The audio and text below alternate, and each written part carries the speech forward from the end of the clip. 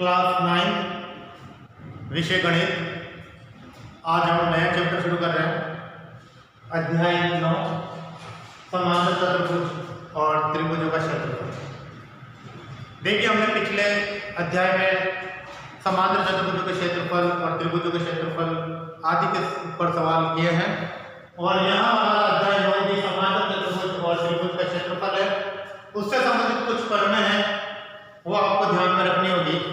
जैसे आपको पहले बताया गया था कि त्रिभुज का क्षेत्रफल क्या होता है। त्रिभुज का क्षेत्रफल 1/2 गुणा आधार गुणा ऊंचाई।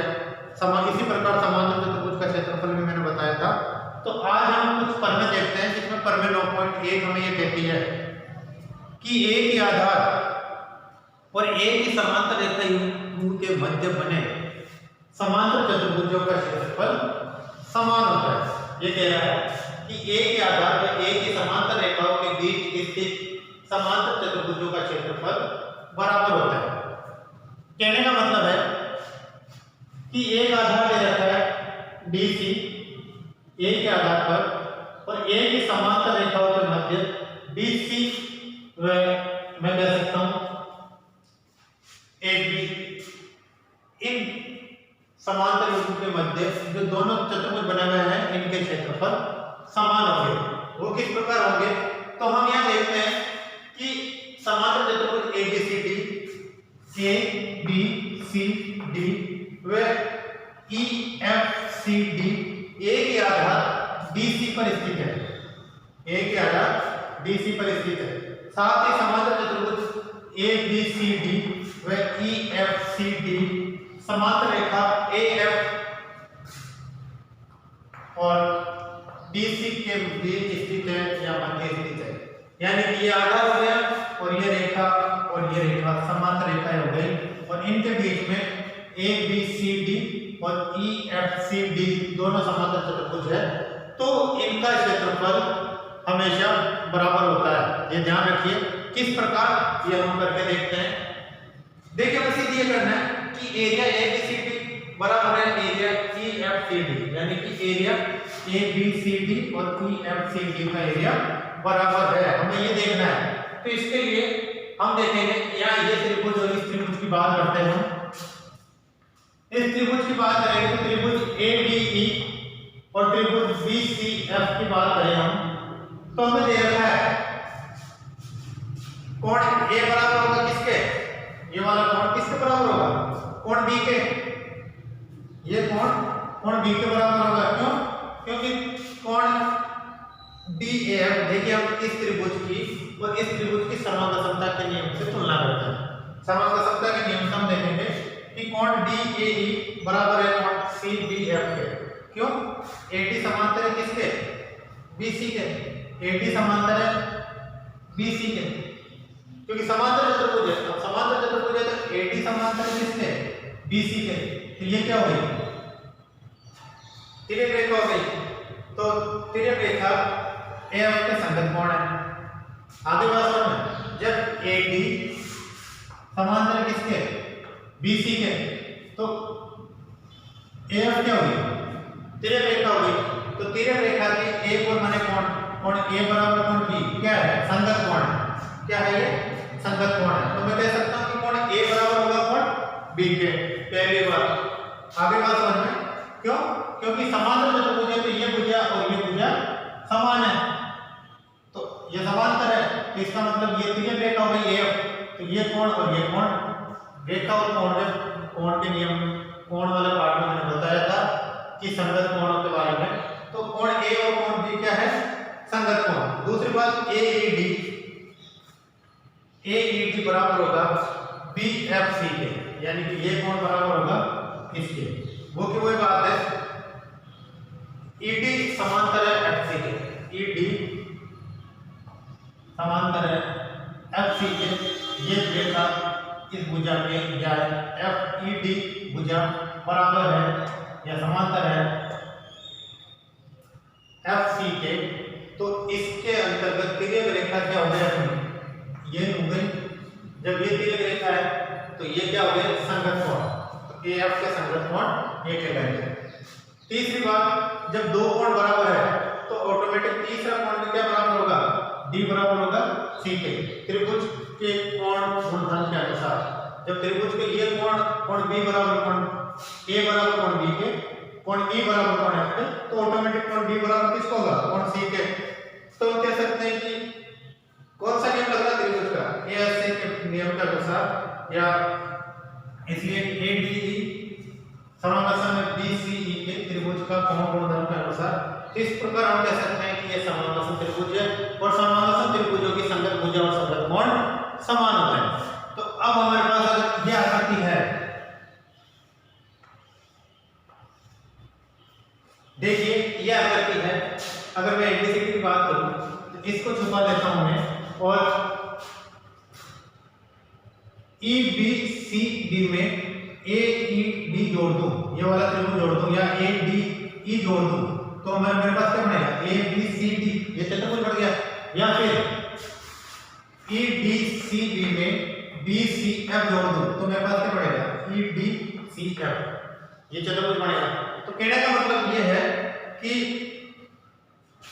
त्रिभुज ए डी ई समांतर त्रिभुज बी सी एफ के, दोनों त्रिभुज समांतर में। अब यह देखिए कि ई डी सी बी में एरिया ए डी ई यहां जोड़ा और इसमें भी यहां जोड़ दिया, तो जब मैं इसमें ए डी ई जोड़ूंगा तो मेरे पास चतुर्भुज बनेगा ए बी सी डी, और इसमें इस भाग में अगर ये जोड़ूं तो मेरे पास चतुर्भुज बनेगा ई एफ सी डी। इसका मतलब होगा कि इन दोनों का क्षेत्रफल बराबर होगा, यानी कि इस त्रिभुज का क्षेत्रफल बराबर होगा किसके, इसके। क्यों, समांतर त्रिभुज की संगत भुजा संगत कोण समान होता है, समांतर कहलाता है। अब जब ये समांतर में इसके, तो इसका क्षेत्रफल बराबर होगा किसके, इसके, इन दोनों का क्षेत्रफल बराबर होगा। तो इस भाग में इस त्रिभुज को जोड़ने पर हमें त्रिभुज प्राप्त, चतुर्भुज प्राप्त होगा ए बी सी डी, और इसी भाग में ये वाला त्रिभुज जोड़ने पर हमें प्राप्त होगा ई एफ सी डी। तो हम कह सकते हैं कि इनका क्षेत्रफल समान होगा।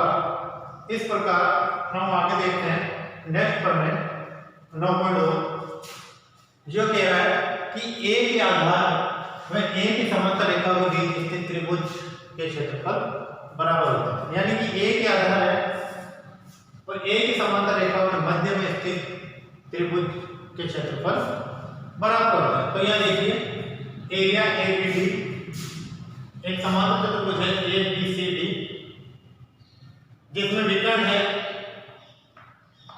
B D.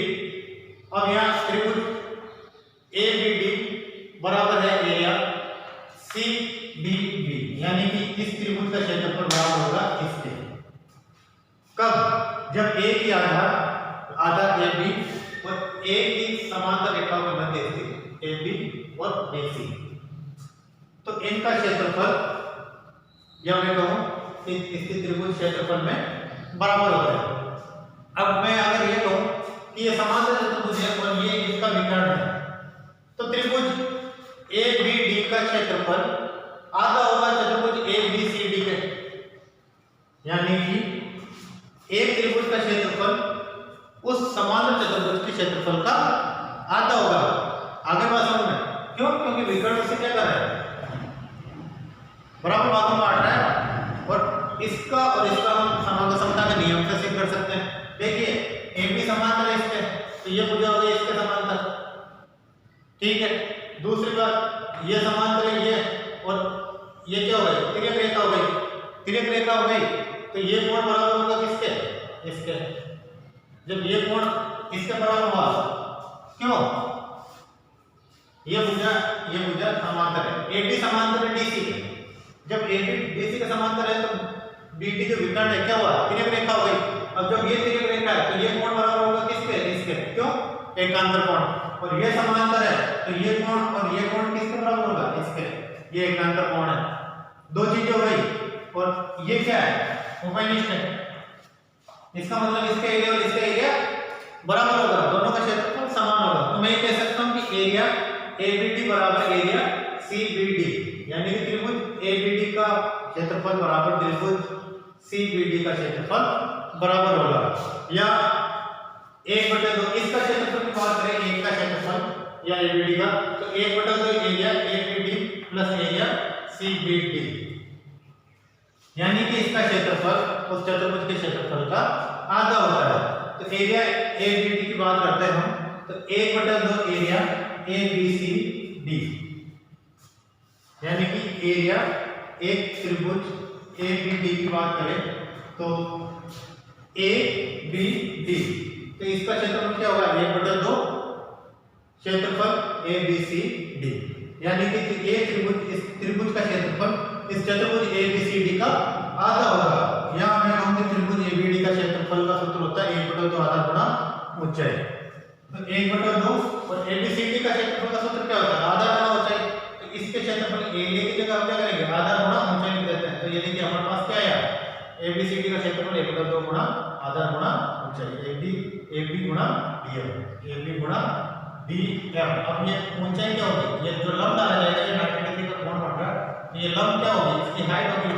तो इस प्रकार हम कह सकते हैं कि ए के आधार में ए के समांतर रेखाओं के बीच स्थित त्रिभुज क्षेत्रफल में बराबर होते हैं। और इस बात का ध्यान रखना कि ए की आधार व ए की समांतर रेखा युग्म के मध्य स्थित त्रिभुज का क्षेत्रफल उस समांतर चतुर्भुज का या उस समांतर चतुर्भुज के क्षेत्रफल का आधा होता है। इन प्रमेयों को याद रखना अति आवश्यक है।